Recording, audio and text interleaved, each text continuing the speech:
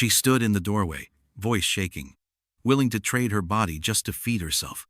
But instead of taking what she offered, he gave her a home in his name because what kind of man sees a woman's worth before her wounds?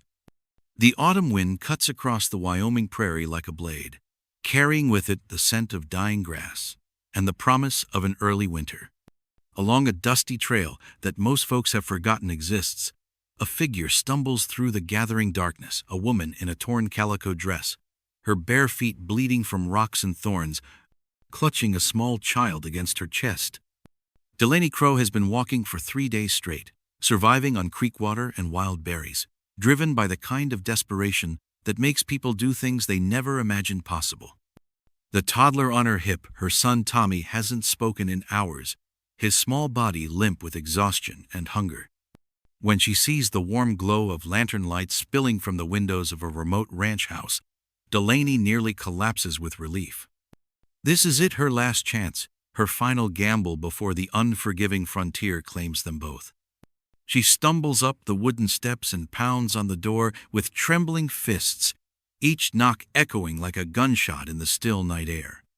When the door swings open, she finds herself face to face with a tall, weathered man in his 40s, his dark hair streaked with silver, his eyes holding the kind of quiet strength that comes from surviving life's hardest lessons. "Please," Delaney whispers, swaying on her feet, "I'll do anything, anything you want. Just don't let my boy die out here."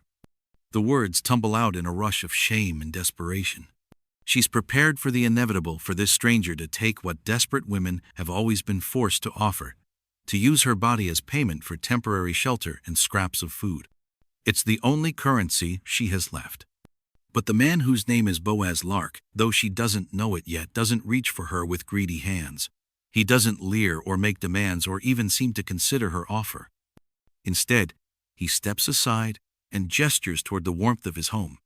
"Come in," he says simply, his voice rough with disuse but gentle in a way that makes her chest tighten with unexpected emotion. "Both of you, get that child warm." Delaney hesitates, confused by his reaction. Men don't refuse what she's offering, not when she's this desperate, this vulnerable. There has to be a catch, some terrible price she hasn't considered yet.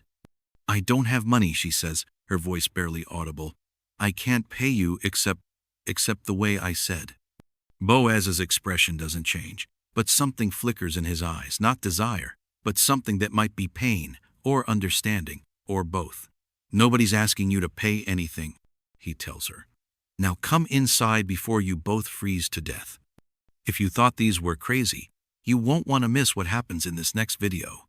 The interior of Boaz Lark's ranch house is modest but clean, with sturdy furniture built to last and a stone fireplace that radiates blessed warmth. Delaney stands in the doorway, clutching Tommy tighter, waiting for the other shoe to drop. In her experience, kindness from strange men always comes with strings attached.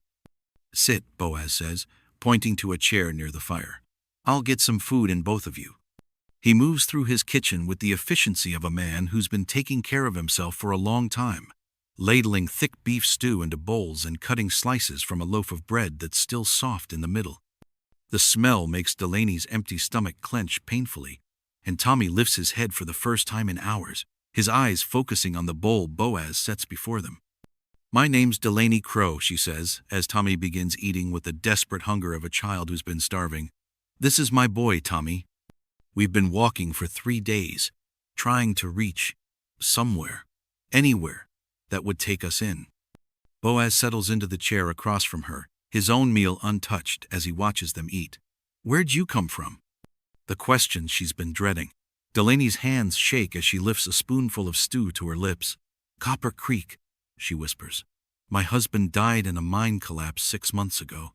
The company said it was his fault, said we weren't entitled to any death benefits. When I couldn't pay rent, the landlord." She trails off, unable to finish the sentence. She doesn't tell him about the things she was forced to do to keep them fed those first few weeks after the funeral. Doesn't mention the men who came to her door offering money for her body, or how she'd finally accepted rather than watch Tommy waste away. Doesn't explain how word spread through Copper Creek about the widow who'd do anything for $1, turning her into a pariah that decent folks crossed the street to avoid. The town turned on us, she says instead. Said I was bringing shame to the community. Told me to leave or they'd make me leave. Boaz nods slowly, his expression unreadable. When Tommy finishes his stew and curls up in Delaney's lap, heavy-eyed with food and warmth, Boaz stands and disappears down a hallway. He returns with clean blankets and a pillow. Guest room's down the hall, he says. You can stay as long as you need to. Delaney stares at him, searching his face for signs of the trap she's certain is coming. What do you want from me? Nothing, Boaz says simply. Get some rest. We'll talk in the morning.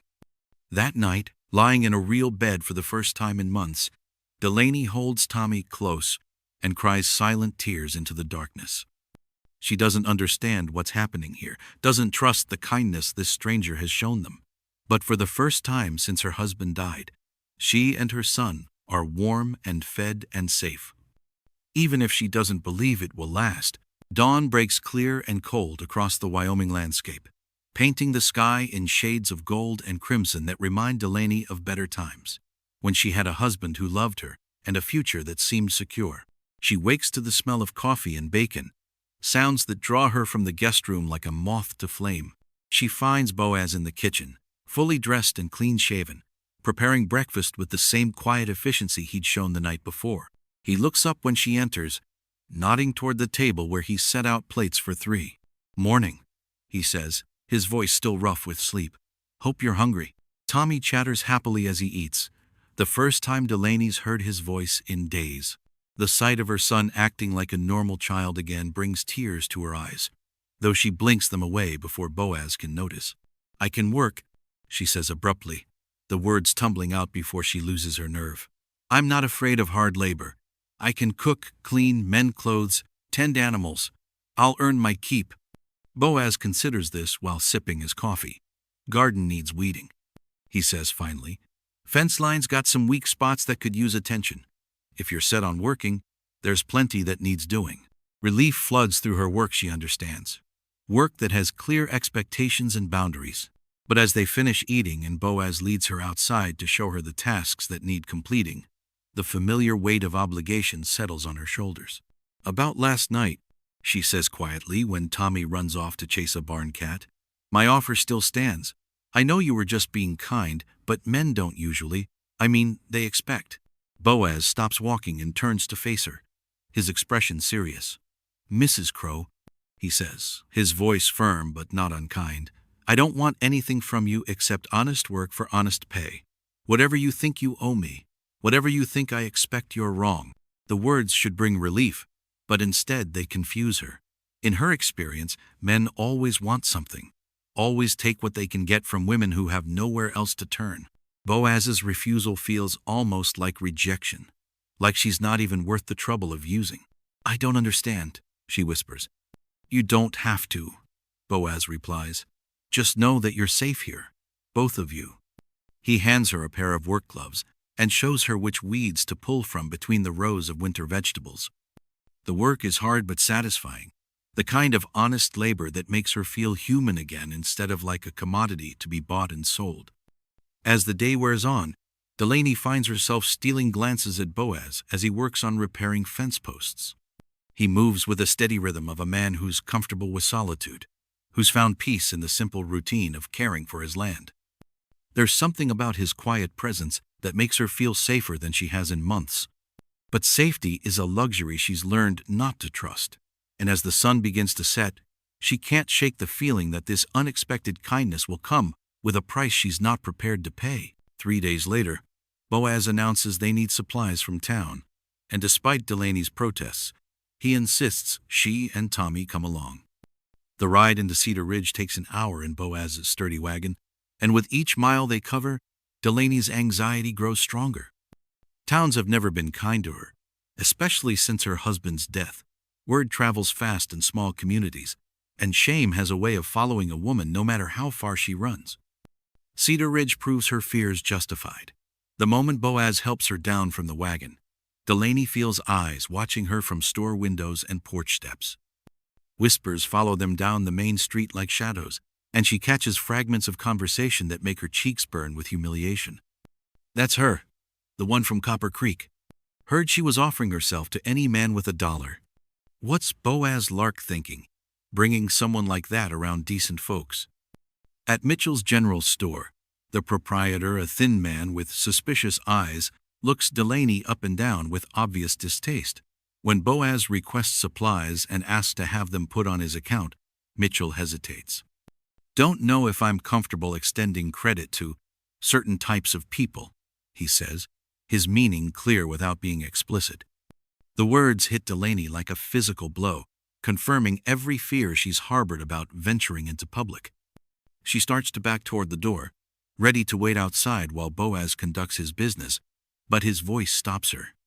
Mrs. Crow is my guest, Boaz says quietly, but there's steel beneath the calm words.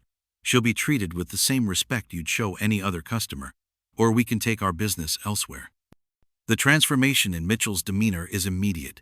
Boaz Lark might be a quiet man who keeps to himself, but his reputation carries weight in Cedar Ridge. He pays his debts, minds his own business, and commands the kind of respect that comes from living honorably in a place where honor matters. Of course, Mr. Lark, Mitchell says quickly. No disrespect intended. Let me get those supplies gathered for you. As they leave the store with their purchases, Delaney walks closer to Boaz's side, drawing comfort from his solid presence. She's beginning to understand something important. His name carries protection here, and by association, so does she. Thank you, she says quietly, as they load the wagon. For what? For standing up for me. For treating me like I'm worth defending. Boaz pauses in his work, looking at her with an expression she can't quite read. Everyone deserves dignity, he says simply, especially folks who've forgotten their worth defending. The ride back to the ranch passes in comfortable silence, broken only by Tommy's excited chatter about the penny candy Boaz bought him at the store. But Delaney's mind is spinning with the implications of what just happened. For the first time since her husband died, someone with standing in the community has claimed her as worthy of protection. She's not sure what it means, but she knows it changes something fundamental about her situation. Under Boaz Lark's protection, she might actually have a chance at rebuilding her life instead of just surviving it. 2 weeks into her stay at the Lark Ranch, Delaney has settled into a rhythm that feels dangerously close to normal. She rises with the sun to help with morning chores, spends her days tending the vegetable garden and maintaining the house, and falls asleep each night to the sound of Tommy's peaceful breathing in the bed beside her. It's the kind of routine she'd taken for granted when she was married, the simple pleasure of useful work and honest exhaustion. But now, after months of uncertainty and degradation, these ordinary moments feel precious in a way they never had before. She's hanging laundry on the line behind the house when she hears Tommy's excited shout from the direction of the barn. Racing toward the sound, she finds her son standing in front of an old rifle propped against the wall, his small hands reaching toward the weapon with dangerous curiosity. "Tommy, no!" she calls, sweeping him away from the gun just as Boaz appears in the barn doorway. "Sorry," he says, quickly moving the rifle to a higher shelf. "Should have put that away. Old habits." Delaney's heart is still racing from the near miss, but her attention is caught by something in Boaz's tone. "Old habits? Used to be a deputy," he says shortly, clearly uncomfortable with the admission. "Before I took up ranching." The revelation explains some things: the way he carries himself, the respect his name commands in town, the quiet authority that seems to surround him like an invisible shield. But it also raises new questions that Delaney isn't sure she has the right to ask. "Why did you stop?" she asks anyway. Boaz's expression closes off, and for a moment she thinks he won't answer. When he speaks, his words are carefully chosen, revealing little while saying everything. "Sometimes wearing a badge means making choices between what's legal and what's right," he says. "Got tired of living with the consequences of other people's decisions." That evening, after Tommy has been put to bed, Delaney finds Boaz sitting on the front porch, staring out at the star-filled sky with the same distant expression she'd glimpsed in the barn. She settles into the chair beside him, drawn by an impulse she doesn't fully understand. "I'm sorry for prying earlier," she says, "about your past. I know what it's like to have things you'd rather not discuss." Boaz turns to look at her, And in the moonlight she can see something vulnerable in his expression. What about you? What made you end up walking down that road with nothing but the clothes on your back? The question she's been dreading, but somehow coming from him, it doesn't feel like an accusation. So she tells him about her husband's death, about the company's refusal to pay benefits, about the gradual slide into desperation that had led to choices she still can't bear to think about. I never thought I'd be the kind of woman who'd, she begins, then stops, unable to finish. You did what you had to do to survive, Boaz says quietly. That doesn't make you anything except human. It's the first time anyone has spoken about her choices without judgment, and the kindness of it breaks something loose inside her chest. For the first time since her husband's death, Delaney allows herself to believe that maybe, just maybe, she might deserve a second chance. The stranger arrives on a Tuesday morning, when the October air carries the sharp bite of approaching winter. Delaney is hanging laundry when she spots the rider approaching, a lean man in a black coat astride a horse that's seen better days. Something about his purposeful shoulders makes her stomach clench with familiar dread. She recognizes him before he dismounts. Frank Garrett, a regular customer from her darkest days in Copper Creek. The kind of man who paid for her services while condemning her, who took what he wanted then made her feel like dirt. Well, well, Garrett says, his smile cold and predatory as he approaches the porch where Delaney stands frozen. Delaney Crow, as I live and breathe. Heard you'd run off like a thief in the night, leaving debts unpaid. I don't owe you anything, Delaney says, though her voice lacks conviction. In her heart, she knows that's not entirely true in Copper Creek. Every desperate transaction had felt like borrowing against a debt that could never be fully repaid. Oh, but you do, Garrett replies, stepping closer. See, when you disappeared, certain folks in town decided your remaining obligations fell to me. Bought your debts fair and square, time to pay up, or come back and work them off proper-like. The words hit her like physical blows, confirming her worst fears about the life she thought she'd escaped. In the twisted economy of frontier desperation, even her body had become collateral for debts she couldn't remember agreeing to. She doesn't owe you a damn thing. Boaz's voice cuts through the autumn air like a blade, quiet but carrying authority that makes smart men reconsider their positions. He emerges from the barn with a rifle not pointed at Garrett, but held ready. Garrett's confidence wavers at the sight of Boaz, clearly not having expected to encounter anyone capable of backing up their words with force. This is between me and the lady, he says, but takes a step back toward his horse. The lady is under my protection, Boaz replies, his tone conversational despite the steel underneath, which means any business you think you have with her has just become business with me. You sure you want to pursue this conversation? For a moment, the two men face each other across the ranch yard, Garrett calculating his odds, Boaz waiting with the patience of someone who's faced down dangerous men before. Finally, Garrett spits in the dirt and swings back into his saddle. This ain't over, he warns, but the threat sounds hollow in the face of Boaz's quiet resolve. Woman like that always finds her way back to where she belongs. After Garrett rides away, Delaney sinks onto the porch steps, her legs suddenly too weak to support her. The confrontation has stripped away the fragile sense of safety she'd begun to build, reminding her that her past will always be hunting her. He's right, you know, she whispers to Boaz as he approaches. Women like me, we don't get to start over. We don't get happy endings. Boaz sits beside her on the steps, setting the rifle aside. Mrs. Crow, he says, his voice gentle but firm, no one will ever own you again. Not while you're here. Not while I draw breath. That's a promise.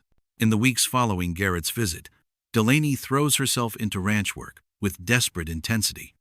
She scrubs floors until they gleam, organizes Boaz's neglected bookkeeping with military precision, and tends the garden with the devotion of someone trying to prove their worth through sheer effort.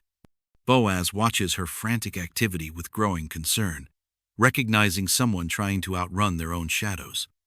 One afternoon, he finds her attempting to single-handedly move a fallen tree branch that would challenge two grown men. Leave it, he says, gently taking the rope from her bleeding hands. I'll handle it later. I can do it, Delaney insists, her voice sharp with frustrated pride. I'm not useless. I can pull my weight around here. Nobody said you were useless, Boaz replies. But you're going to work yourself into the ground trying to prove something that doesn't need proving. He teaches her to ride that autumn, leading her around the corral on his gentlest mare, while Tommy cheers from the fence rail.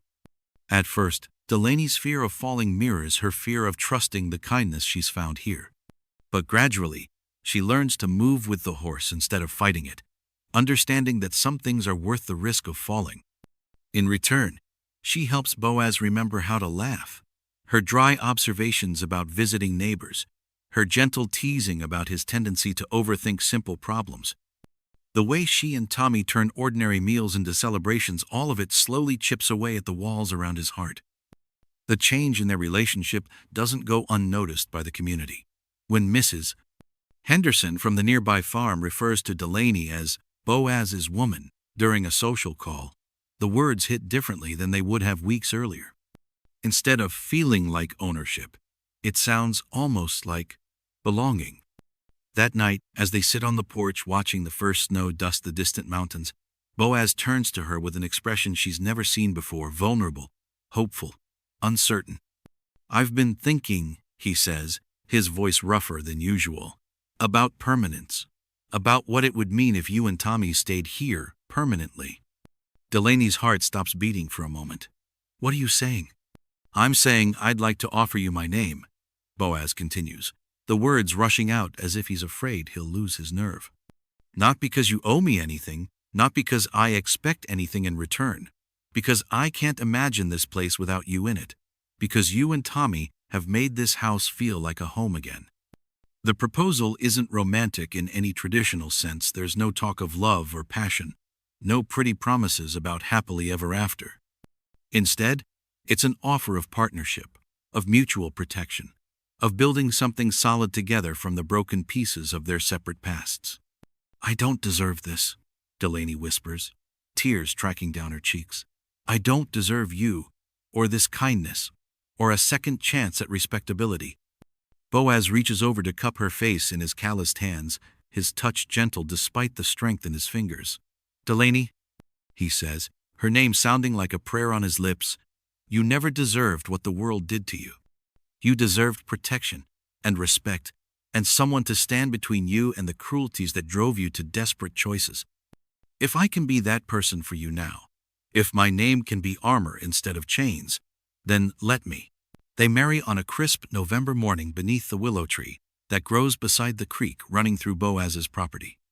There are no guests, no fancy dress, no preacher to officiate, just the three of them standing together while golden leaves drift down like blessings from the branches overhead.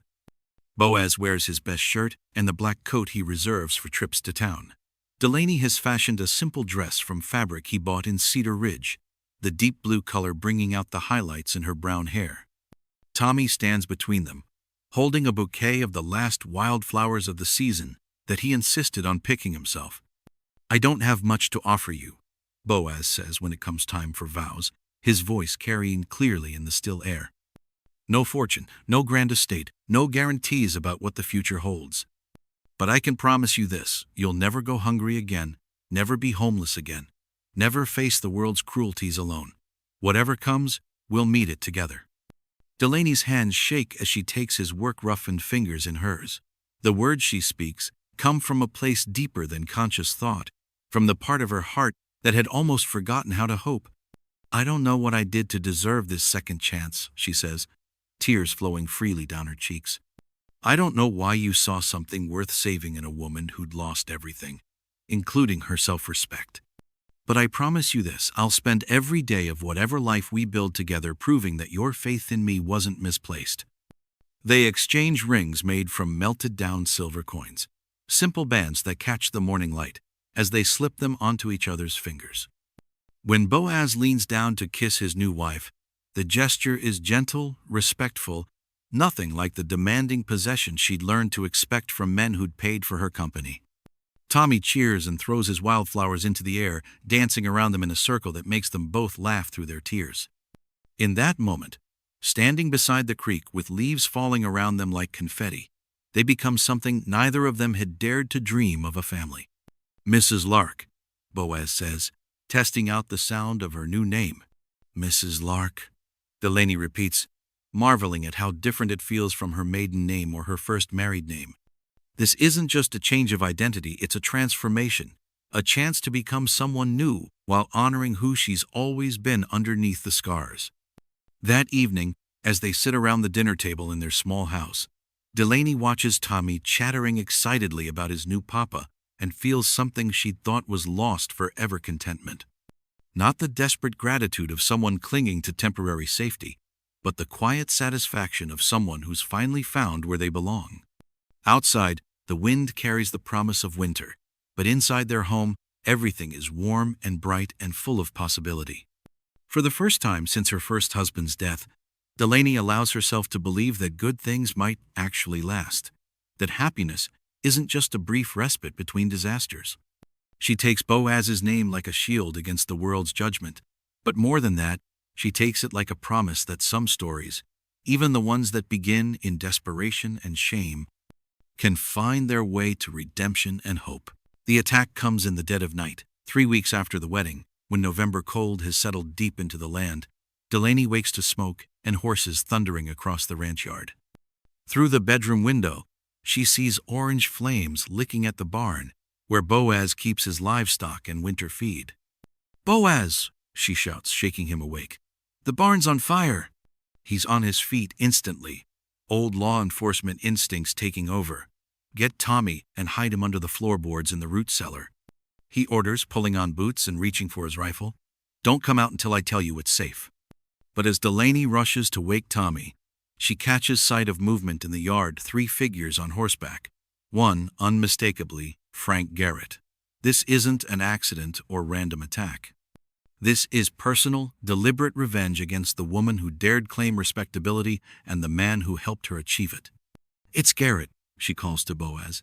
"He's brought friends." Boaz pauses, his expression grim.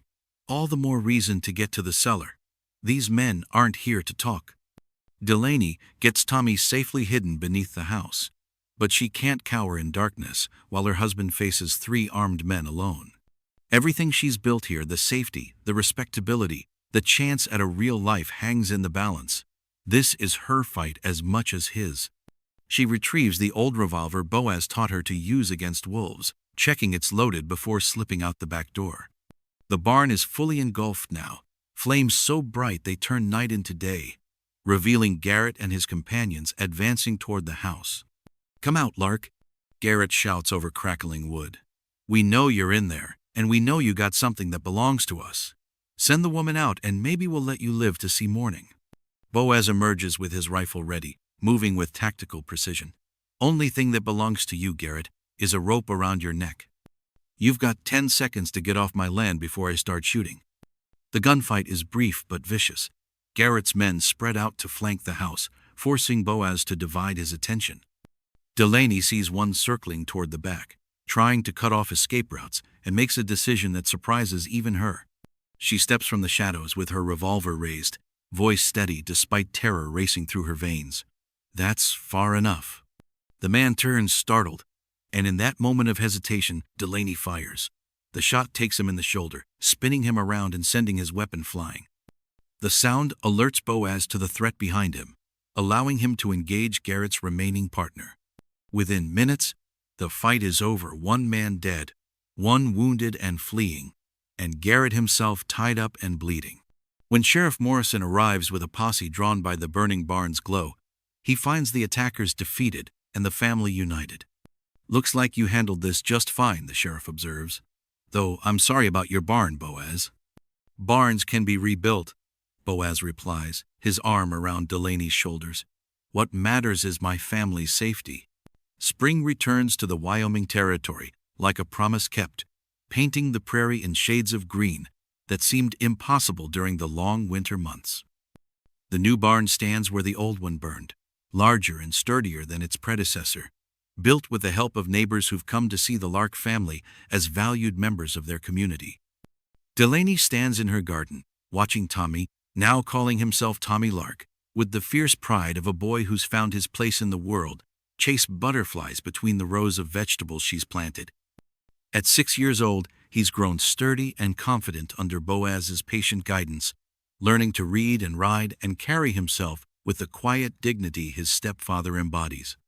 The painted sign by the ranch gate reads, "Crow and Lark Homestead," in careful letters that Delaney applied herself, honoring both the name she carried through her darkest days and the one that gave her new life. Neighbors who once crossed the street to avoid her now stop by with bread, quilting advice, and invitations to church socials, where she's welcomed as Mrs. Lark, respected rancher's wife. "You look satisfied," Boaz observes, joining her in the garden with dirt under his fingernails from the morning's work with the horses. "I was just thinking," Delaney says, leaning into his solid warmth, "about that night I knocked on your door, ready to offer you anything if you just keep my boy from starving. I thought I was trading my body for survival, but you gave me something I never expected to have again." "What's that?" "A future," she says simply. "A name that means something good. A place where I belong, not because someone owns me, but because I've earned it." Boaz brushes a strand of hair from her face, his touch gentle as always. "You came here looking for work?" he says, echoing words he's spoken before. "Instead, you gave me a life worth living. I'd say we both got more than we bargained for." That evening, as they sit on the porch watching the sunset paint the sky in brilliant colors, a wagon approaches the ranch house. The driver is a young woman about Delaney's age, travel-worn and desperate, with two small children clinging to her skirts. She looks exactly like Delaney had looked that night 6 months ago, lost, frightened, and prepared to offer anything for a chance at survival. Delaney and Boaz exchange a look of perfect understanding. They both remember what it feels like to need rescue, to be saved not just from circumstances but from the terrible choices those circumstances force upon decent people. "I'll put on coffee," Delaney says, rising from her chair. "I'll get the guest room ready," Boaz adds. As they move to welcome this new stranger into their home, Delaney reflects on the strange circularity of mercy, how kindness received becomes kindness given, how healing spreads like ripples in still water. She'd arrived here broken and desperate, offering her body as payment for compassion. Instead, she'd found dignity, respect, and the chance to help others find their own paths to redemption. The Crow and Lark Homestead stands as proof that some stories, even those that begin in the darkest places, can find their way to light. In the gathering dusk, with her family around her and her future stretching bright before her, Delaney Lark knows with absolute certainty that she's finally come home. If you thought these were crazy, you won't want to miss what happens in this next video.